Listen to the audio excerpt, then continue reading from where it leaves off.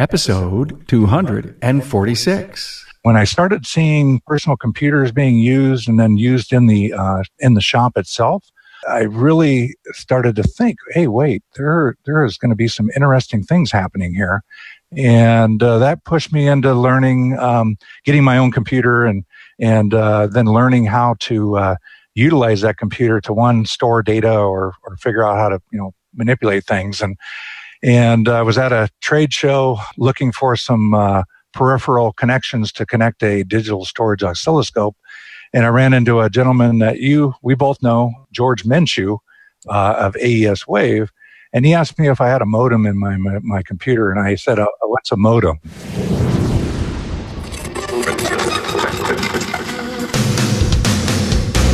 Welcome, aftermarketers, to Remarkable Results Radio. Listen to learn just one thing from today's episode on your journey to remarkable results.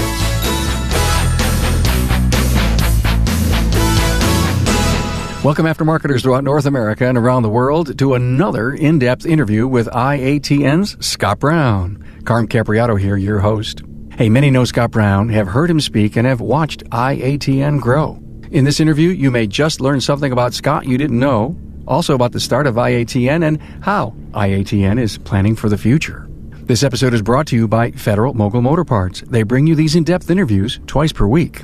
Search for parts, get the latest technical updates, and sign up for their new Garage Rewards loyalty program at their all-new website, fmmotorparts.com. Hey, I was wondering, could you do me a favor? There are many in the aftermarket that have not heard of the Remarkable Results Radio podcast or even know what podcasting is. Even though we have thousands and thousands of listeners, we need to engage many more aftermarket professionals. Give a nudge to one of your colleagues to come on board. We are available on so many podcast portals like Apple Podcasts, Google Play Music, iHeartRadio, Stitcher, Spreaker, and on TuneIn.com, Podbean, and even Player.fm.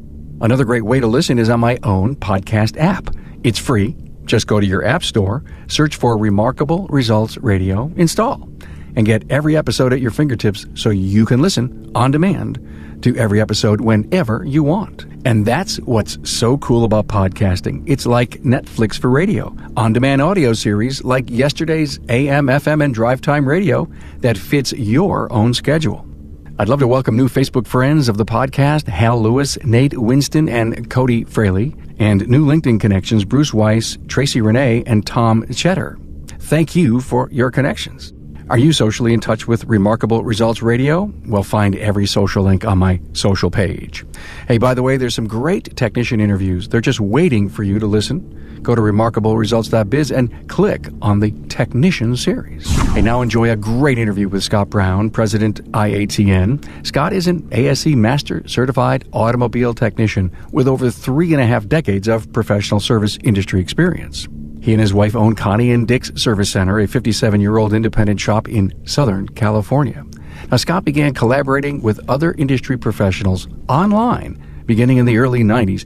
Since 1995, he's been an instrumental resource in the development of the largest online community of automotive service professionals, the International Automotive Technicians Network, iATN, where he now serves as company president. Everyone knows of iATN, but you may not know how it got started, what its original name was, or even what Scott is working on to bring new ideas to iATN. This is an important industry resource that features technician help, a knowledge base, forums, resources, and even chat.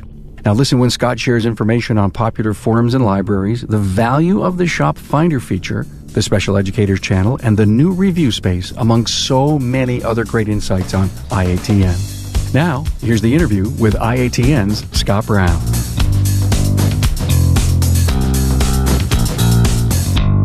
Hey, a warm welcome to Scott Brown, President, iATN. Hello, Scott. How are you, man? I'm doing great, Carm. Thanks for having me, and I'm happy to finally put this meeting together here. I just have to thank you so much for having a cocktail with me in Detroit a few months ago. That was at that ASA Connected Cars event that Donnie Cipher and the folks at ASA championed, and that was a really nice event, very enlightening, and I was happy to see the industry participation from not only the OEs but the various tier suppliers, And a lot of really good information was shared there. So absolutely, yeah, great event. I was happy to be there, doing some recording and hanging out with the industry's luminaries. I learned to respect the power of technology and where it's going, and how much we're going to need to know, and that if you don't get involved and you don't put yourself in a bold italic, fast forward way to absorb and appreciate technology, you're going to be looking from the outside. Either that, or I was just, as you were describing that, I was thinking back to back in high school, I used to go down to the beach a lot. And, if you're out there wading in the waist-high water and you're not looking behind you to see what's coming at you, you're going to get wiped out like crazy. So that, I think, is a great parallelism. It's the wave. Yeah, I guess I may have asked you a pointed question, either at dinner that we went out or in the hotel, and I said, you still own a shop. Yes, I do. And currently I'm in my shop right now. I've got my home office is here in my facility here in Southern California. I own a 57-year-old independent service center in Claremont, California. And we have a very nice facility here. It's a 13,000 square foot building, and I've got a really nice office area I remodeled about a little over a decade ago. So it allows me to, one, get my work done and stay very well connected to what's actually happening day in and day out, in the service world. So tell me, how much time do you spend with your team at your counter playing, quote unquote, in the shop? In the shop, when I do travel quite a bit, so I'm not always, in the office, but when I'm here, I try to get out there and at least spend an hour or two a day with these guys to see what's going on. If we've got something technical, and I'm a techie guy, I like to get in there and work with my techs on something that might be extremely challenging and work through that and use technology to help us, get to the bottom of the problem. So you're in it, you're absorbed, you're in the deep end of the pool every day.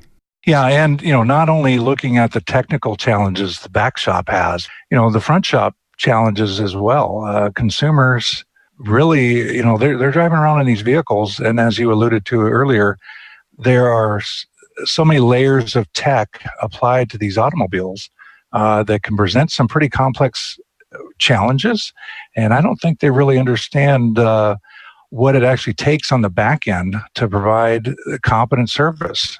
That's one of the things I'm involved with is education and awareness and trying to bring more respect towards that service tech, because our industry has not been really good to the tech themselves. The industry as a whole has not lent itself well to developing or enticing technicians to continuously improve themselves and advance themselves. And if we don't pay attention to what's going on here, like you said earlier, we're going to get run over with technology and be unable to provide service. I'm talking with Anthony Frohwein, a technical product specialist with Federal Mogul Motor Parts. What are the techs saying about your visit? Every single time that I set up a training, I try to position the van inside the shop. You're part of their house at that point. Whenever you set aside that time, you tell them that you're coming in, you're providing a lunch, and you're really bringing something of meat and value to the table. Once they get a taste of it, really, by the time you're done, they're asking, when can you come back? When can you come back? Or, hey, what else you got in your bag of tricks? Exactly. So the greatest outcome of your visit to a professional shop is just to really make a difference in their everyday procedures to maximize the premium end of the product that's being installed. But ultimately, for me being an ex-shop owner as well, is to maximize their profitability in installing the part right the first time and having a happy customer. I always say happy customer is like a happy wife. Happy wife, happy life. Same thing goes with the customer. I've heard that before. So you take a Wagner OEX pad and you put it into the hands of a technician. What happens? First off, they're floored with the cut design on the front end. They'd never seen a brake pad like this before. And then you start to break it down into why it's cut the way it is and how it's application or platform specific, how the backing plates are no longer painted, they're zinc coated, and that's for tolerance level, so that way you don't have buildup on the ears and fitting into the hardware. I mean, you get into all the little nuances that they've changed around with that brake pad on top of the performance end of it. I mean, it's phenomenal. And then once they physically try the brake pad either on a customer's car or their own vehicle, I've heard nothing but rave reviews about the brake pad. Federal Mogul Motor Parts' Garage Gurus is your go-to source for the vehicle training, technology, and answers you need to keep your next job on track. On site, online, or on demand, the Gurus are here to help keep your business and your career on the road to success. Visit fmgarageguru.com. Well, you're out, I know, doing a lot of keynotes, and I've seen one of your keynotes recently in the New York City area, and you served it up in 15 minutes and slapped some people upside the head. Well, actually, when you say keynotes plural, that was really my first keynote. G. Trulia up there in New York, he asked me about our last summer if I wanted to come up there and do that. I said, well, sure, I'll do that. I'm up for it. And, I understand what I needed to do and deliver a message. And I basically wanted to talk about what my perspective was on the industry and where we're going and the opportunities that are before us. So that big, wonderful aha moment when iATN became a reality, and I know it just, boom, didn't happen. There was an evolution way back in the day. Can you take us there? The personal computer is really what kind of inspired us to start moving forward on this kind of stuff. And for me, I was working in an independent store before I became ownership in this business, and we had an AC Delco affiliation, and I took every opportunity I could to go to the gym training center there in Burbank. When I started seeing personal computers being used and then used in the shop itself, I really started to think, hey, wait, there is going to be some interesting things happening here. And that pushed me into learning, getting my own computer and then learning how to utilize that computer to, one, store data or figure out how to, manipulate things. And I was at a trade show looking for some peripheral connections to connect a digital storage oscilloscope. And I ran into a gentleman that we both know, George Minshew of AES Wave. And he asked me if I had a modem in my computer. And I said, what's a modem? He let me know what a modem was. And he told me some guys were on this CompuServe service out there and that I might want to check it out. So, this is 1990. And so I started to explore, and I found that CompuServe place and started, working with other guys and learning, and it was really cool. I ended up starting to work with CompuServe, and also another network that was starting up was called the Microsoft Network. They had an automotive thing, and they contacted me and asked me to do some work for them too. And at that same time, I also launched I had a 2-line bulletin board dial-up system running in my house called the Garage Bulletin Board System. And I had guys dial into that, and we were exchanging data and that kind of stuff. And this is all pre-internet.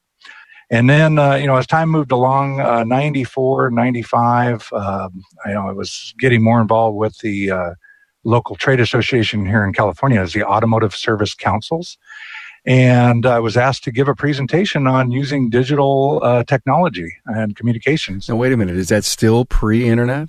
That was just as the internet was becoming somewhat tangible. We're still using email collaboration, email lists. So I was asked to do that, and I was told that there's another gentleman by the name of Brent Black that was from Auto TechNet mail list that was going to be at this event too. And I didn't know who that gentleman was, but I knew that the mail list because I had subscribed to that as well. So we met at this trade show down in Long Beach. Funny story there. We were told that our room was going to be set up for about 30 to 40 people. And when we got there, we couldn't find our room because they had moved it, and they had to move it because the attendance had grown over 200 for that event. So we got in this room, and we decided to go ahead and just kind of move both of our sessions together because we we really didn't have a script or anything. We were there just to kind of talk about some stuff. And so that was my first meeting with Mr. Black, who again was the founder of the Auto Tech Net, which then became the iATN, or the International Automotive Technicians Network. He, like myself, was a independent shop owner. So, we had our businesses to work in during the day, and then at night, we're slaving away, burning the midnight oil, doing different things to try to move things forward. But you asked, when was the aha moment? I would say that probably a few years later, or 1 or 2 years down the road, we were having these little meetings again at the annual trade show down there in Anaheim. The South Trade Show that was put on by ASC, and we'd have our own little group gathering, a dinner or what have you, and we were starting to get a lot of people to come, technicians, shop owners. And then we had a guy from General Motors show up. And so here's a guy from General Motors in a suit. I still have relationships with that guy today. I will actually see him next week, when I go to Detroit. But this gentleman, Mr. Dan Drake, he was assigned to see what these guys were doing. He came to us and he said, "Hey, what do you guys need? What are you doing?" And at that time we really didn't know what we needed. We knew we were developing this website and this collaborative space, and had a lot of interest. So, back then they offered us some information. They said, here's some OBD information. Here's some electronics training information. If you guys want to republish this on your website, we welcome you to do that. So I think that was the first wow moment that we got the attention from somebody up above, at a higher level. So you and Brent Black were just kind of collaborating and sitting down together, and somehow a new name came up, iATN, which was what a clever use way back then of the little I have to tell you. That was visionary. Yeah, the little I don't think that was my idea. I'm not sure really how that manifested, but I can give you a little back end story on why the name got changed from Auto Tech Net to iATN. And it's kind of a funny story. In the beginning, when we first started, we didn't have any support coming in from any corporate partners, so to speak. We were generating some revenue from our members. They were paying us a little bit of money to help us grow. So we had this Auto Tech Net name, and one day we get a letter from a company called CarQuest. They didn't like us using the word TechNet. And so this letter that came to us was, it had some lawyer type language, and we thought, oh my God, what happened? So what ended up happening was that we had to shift gears and come up with another name, and so this is what happened. We ended up calling it the International Automotive Technicians Network, and it's caught on pretty well now. You ever sat around with Brent Black and said, we're going to have nearly 100,000 members someday? I don't think we talked about that. I mean, we knew that we were going to get some members, but I don't think we had any idea that we'd have 85,000 members. But Scott, take me to the leadership decisions that continued to bring value. You've just continued to expand, and the membership got on board because you kept improving and making it better and bringing quality content to them. Take me to a session that says, listen, we've got something really big here, but we've got to stay ahead of that curve so that the members want to continue to be part of it. The key here is that we really weren't developing the data. Our members were developing the data. And really one of the brilliant things I think that the foresight that Mr. Black had was that he realized that, hey, we need to have some self-management within this environment, because we've only got a small team, just a few people to help us run this, and we had to come up with a set of guidelines that we could hold our members accountable to, and to help make sure we didn't have things go out of control, and go out in left field and go way off topic. And so we began creating the guidelines that we use today that have helped define the network.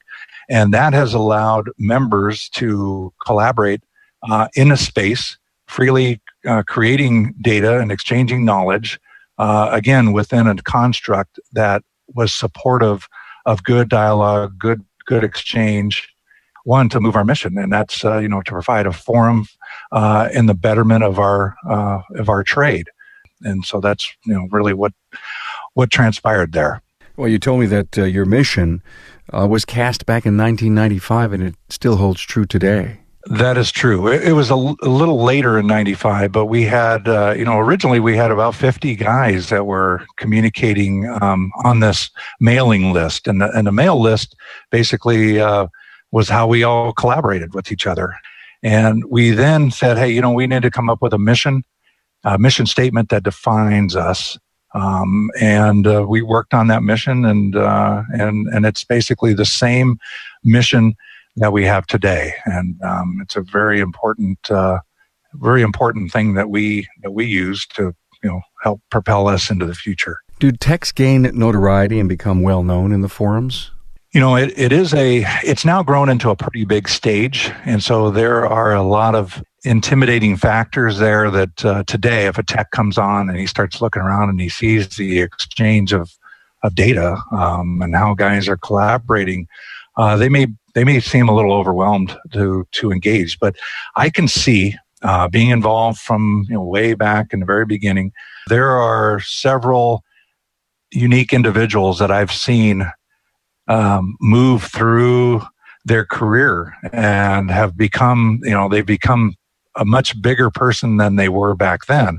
And they've gained a lot of notoriety based off of the collaboration that they've done or the information that they provided, pushing the envelope a little bit, trying to figure out better ways to test. There have been many people come through our cycle, I would say. Some of them retired, but there are some that really made some big waves and were able to shed some light on different things that were happening. One of the main reasons we started this collaboration space was because, we were all working in these shops alone and feeling isolated and feeling like, oh my gosh, I'm getting all the hard stuff and man, I'm really getting my butt kicked here. But as soon as we opened up this collaborative space, we soon realized, hey, we were not alone. And we weren't alone in trying to find service information and trying to find training and other bits of information. And so we were able to make the rest of the industry see these challenges. And some have come forward, like CarQuest in the beginning, when they came after us with this naming issue, they realized what was going on there, and they came in and wanted to partner with us and provide us with some assistance. And, from there, that's manifested into a training organization. And Chris Chesney over there that runs the Technical Institute, he's been involved with our network for since the beginning. And he was a trainer for another company way back then, but he saw the value in the exchange of knowledge and information and what we could do to bring betterment to the industry itself. Does iATN prosper because of the sponsorships and the premium membership? Does one outweigh the other? Yes. So, the corporate sponsors are really just a small part. The membership is really what drives our support. When we create new features on our site, they're there to help support the sponsoring members that help support us. So, and we have a development forum on the site that we allow those members to provide us with some feedback or some, hey, this would be nice if we could do this or what have you. So a big bulk of the biggest bulk comes from the members themselves, the individual members and their support. Is iATN, would you classify it from the tech side, and I don't want to sound negative in any way, but maybe a very big positive social platform for technicians? Yeah, I mean, one of the things when we were starting to figure out how to describe what iATN is, come up with the elevator pitch, and this didn't happen until, in the last 5 or 6 years. Our elevator pitch has changed a little bit, but now we call it, hey, we were the Facebook for the automotive technician back in the day before Facebook was even a conceived word. So it is a social platform, but it is a business to business platform. And it's not only for the technician, of course. It's any industry professional that looks to solve their problems. And I mentioned earlier, the front shop, back shop stuff. We've got shop management forum. We've got industry issues forum in there that users can try to figure out and solve some of the challenges that they face, whether it has to do with credit card processing or customer handling or communication challenges with consumers, describing various repair events or communicating in general the technical nature of the automobile. Those things are brought to the surface, in those forums as well. So, not only can they get the car fixed through a collaborative space, or they can learn best practices on tools and equipment and on new technologies or what have you. So we cover the whole gamut of the service industry itself. Thanks for that. What's the most popular go-to features on the site? So, we're in our 22nd year now. Going back, I would say probably in 98, 99, we started indexing or storing a lot of this data, this collaborative data. Some of it specific, some of it, just collaborative space stuff. And all of that stuff gets indexed and categorized and put into what we call our knowledge base, our knowledge index. And that's one of our premium areas. That is for the premium subscribers to iATN. And that is the number one space. Folks come in there, instead of asking a question and waiting for people to provide them with some feedback, they can quickly do some mining within our data set. And a lot of times they can find what they're looking for and then keep on going. So they might get a hint or a clue as to how this thing works or how to test it or what have you. So that is really the biggest part that people leverage on iATN, and that is the knowledge base. And that's why you started. The knowledge base, was an after effect. We knew we were going to be able to generate some data, but the primary communication tool was, hey, I've got this car, I've done all these tests on it, I've done this and that to it, I still can't get to the bottom of the problem. And you've got a handful of gentlemen that provide some input, and then you get your head wrapped around it and get that problem solved. Got it. Now, out of the posts that you get every day, and I'm not sure how many there are, do the posts come from a select group, the 80-20 rule as far as the techs that do their postings every day into the site? There's two main places for collaboration. There's web forums, which are traditional style forums. And then we have this tech help area, which is a trouble ticket type system. Trouble ticket system, the communication channels there are web and email based. And we capture all that data back and forth. I would say there's a mix of users. There's a lot more users over there using the tech help system than there is on the forums. But combined eclectically, looking at messages that come into the forums and people uploading data to the waveform library. That's another popular area. Waveform data library, photos, videos. We have all these digital tools at our disposal.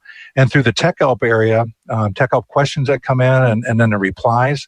Each tech help record on average gets roughly about 9 responses. So that's a pretty good ratio. It's about 500 messages or so or 500 items get contributed to iATN daily. So that's a pretty interesting perspective on the collaborative space. So is this real world knowledge that comes from your members really helping to reduce diagnostic time? If you look at our membership in general, we've got 85,000 members from 170 countries. Majority of them are North America based, and the bulk of them are U.S. And if you look at the labor force in the repair segment, we're less than 10% of that workforce. So that's a very, very small group, considering the scope of the industry. It can help to reduce the diagnostic time if one grows smarter and gets wiser as their diagnostic routine or their diagnostic approach.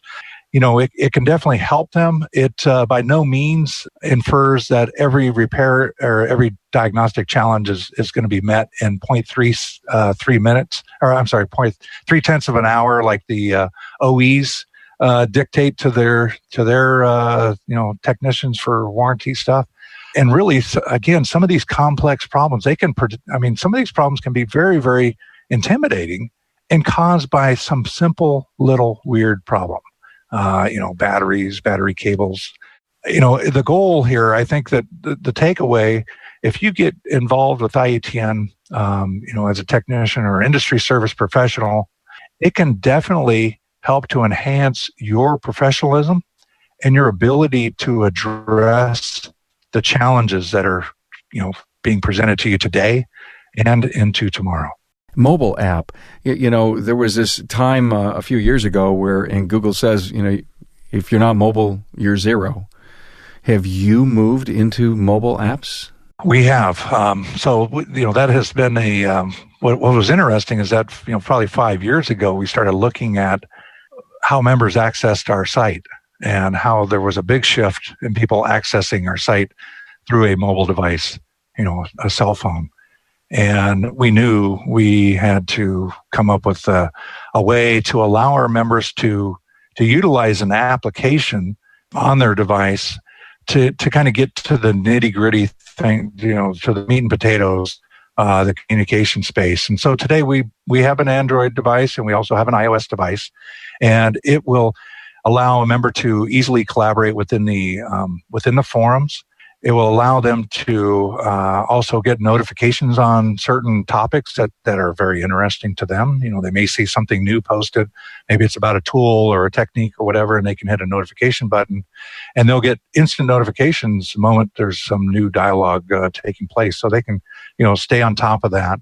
And also we allow them to leverage the knowledge base because, again, that is one of the primary access points that our members like to consume. And so there's a way to actually take this mobile device. I don't know if you've seen it yet, and if we're together somewhere here in the near future, I'll give it a little demo. But this thing can actually use the camera on the phone and read the barcode, hit that barcode, define the vehicle, and quickly do a query in our database and help you drill down to potential information about what you're looking for. Doesn't it work for any mobile phone? Yeah, it'll work on an Android or an iOS. So you just take a picture, boom, and it's going to do the query for you. So you really made a really incredibly smart app. Yeah, it's a pretty smart app, and improvements are continuing on that. Eventually we want to have parity into all of the things that we offer through the site. There's some settings for your account you can't currently do. You can't access our careers site through that application, and so on. So there are a lot of things that we need to improve upon. You were alluding to it earlier. Google said, "Hey, you got to go mobile." Well, they were also referring to the fact that your website needs to be mobile responsive, be able to serve it up on a mobile device. And so we are actually, we're in the middle of a transition into what we call iATN 2.0, our new platform.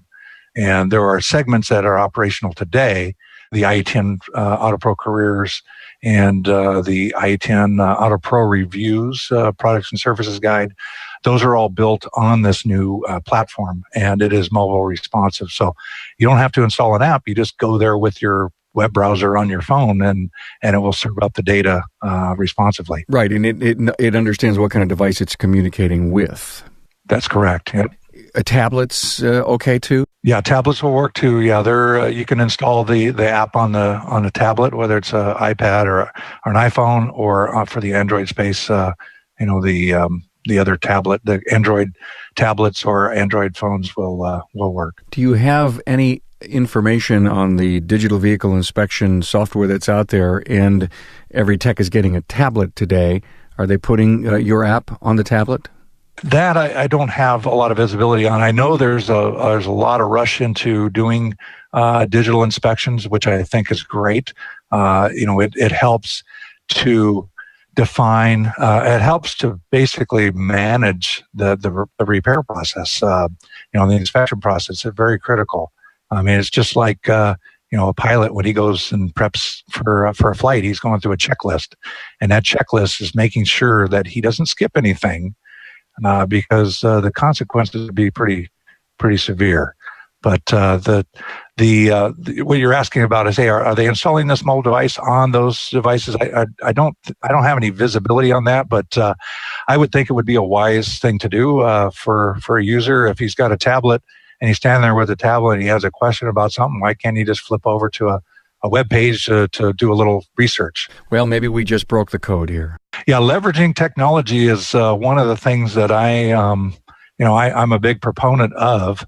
And next week and then the following week, I'm actually traveling to 3 different shows. I'll be at NACAT in Detroit area for the North American Council of Automotive Teachers. I'll be doing a couple of classes there, basically talking about leveraging technology and using iATN, and also for the educators, we have a channel there to allow their students to access iATN and gain some perspective while they're training, to help them gain some to see what can they expect when they get out in the real field, in the real world.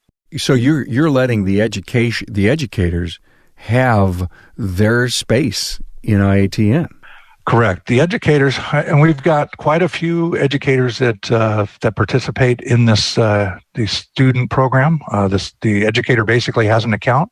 He can create these codes for their students. The students then sign up, and they can do a little tracking on those guys. And we have a couple of offers for them to enhance that experience and allow the technicians or the students to do a little more within our site.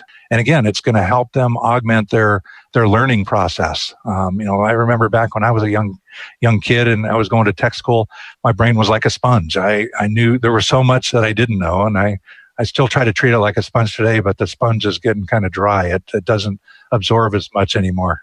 Okay, I think I know. It's great to hear what you're doing with education. I bet you they have a wow moment every time they get on and realize that this database, this support process is there for them.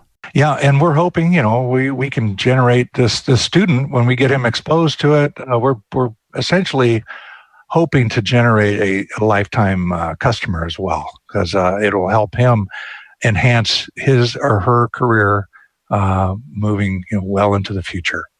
A lifetime customer. No way back in the day you thought you'd have customers. It didn't really dawn on us that we would have customers. We knew we'd have to be able to make some money somehow. But believe it or not, I see guys collaborating on the site daily.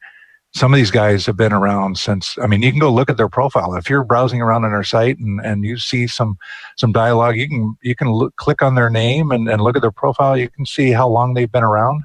And some of these guys have been around since the very beginning. And again, back then, people were just getting computers. And then they were just figuring out how to get online and how to use email and so on. So it's been a slow progression. For these kids that are coming on board today, of course, they grow up with a cell phone, or it used to be they grew up with a Game Boy in their pocket, but now they're growing up with an iPad in their hands, right? And, so these kids they don't realize how awesome it is to live in this period compared to what we used to live in, in the paper analog space. But it's a great time to be alive and see the technology that's coming at us, and what's these rolling platforms with, like I said, the technology stack on these vehicles is just amazing. What's going on with these cars? I don't know. High tech for me, Scott, was playing tag. Well, I saw one the other day, something about the fidget spinners, and the fidget spinners for us were a rock and a can in a creek or something. And we would practice trying to hit the rock. So that was our high tech. And then when the street lights came on, that was our digital signal to tell us to come back into the house. So that was the only digital element we had. Man, the parents didn't hover over us at that time either. It's amazing to get together and just talk about the incredible dichotomy of raising a child then and now. And we made it. We actually made it. I love the story with George. Do you have a modem? what's a modem? It is such a classic. I mean, that almost needs to be put up on the wall in the office. What is a modem? And look at where you are today. 85,000 plus members and adding new products all the time, like reviews. Tell us about reviews. The concept on the reviews was that we had always talked in the background about creating a product and services guide that was driven by our members, because our members are the real pros that use these products and services every day. And sometimes, it's hard to really tell what tool does what or what product does what, if you're reading all the marketing jargon. And then, you've got that experience where somebody buys something and then they go, oh my God, this thing doesn't do half the things it said it was going to do. You mean like an Amazon review? Yeah, like an Amazon review. So, we wanted to add a higher level of credibility to these reviews. So our goal here is to have our members participate in this space. And so the reviews, one, they consist of products and services that are professional products or services that our users use, and the data that's in that site, it needs to comply with a neutral point of view perspective. So carry only biographical information about the product or the service, just factual data, no marketing hype. And then our users can leave their opinions or their use cases on how these products and services survive. Because again, every day we get guys, and this has been going on for the last two decades. Guys will come in and they'll say, "Hey, what's the best scan tool for this car? Hey, I'm going to get a scope. What scope do I use? Hey, I need a current probe. What current probe works best for this?" Well, a lot of these questions are repeated over and over again. A lot of times guys will say, well, you go search. Here's where you should go. Go search a little bit, spend, a couple days mining through all of these discussions that have happened in the past. So we've got this new space and it's nice and clean. And I think it works really well. Right now we haven't had a lot of participation in this space. We're still kind of, building it, backfilling it with data.